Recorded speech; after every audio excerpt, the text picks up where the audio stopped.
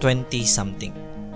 Pero parang hindi ko pa rin alam kung ano ang gusto ko. Lahat ng tao parang may direksyon na. Pero ako, parang naglalakad lang ako sa dilim. Sometimes it feels like everyone else has their life figured out. Habang ikaw, parang wala pang ideya kung anong susunod.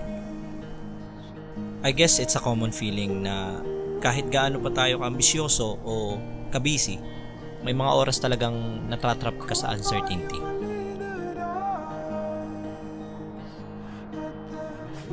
At this stage in life, parang ang dami mong gusto, pero hindi mo alam kung saan ka magsisimula. Sa bawat kanto ng mundo na pinupuntahan ko, parang mas nalilito ako sa kung anong direksyon ang tatahakin ko. Society whispers about careers, relationships, and achievements.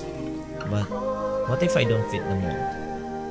What if my compass is pointing somewhere else? Minsan nakakalimutan natin na okay lang hindi agad malaman ng lahat. Ang buhay ay hindi naman karera. Walang finish line. Ito ay isang journey puno ng twists and turns. I've learned a lot about myself on this journey. I've realized that it's okay not to have everything figured out. It's okay to be lost sometimes. In fact, it's often through getting lost that we find ourselves. Hindi ko pa alam kung saan ako pupunta pero masaya ako. Ang importante, hindi ako tumitigil sa pag-explore at matuto. At higit sa lahat, mahalin ang sarili ko. Ang mundo ay malawak at ganun din ang mga posibilidad natin. Huwag natin i-compare ang sarili natin sa iba. Okay lang na mawala minsan. Sa pagkawala, madalas natin mahanap ang pinakamagandang daan. Kaya let's just go with the flow and enjoy the ride.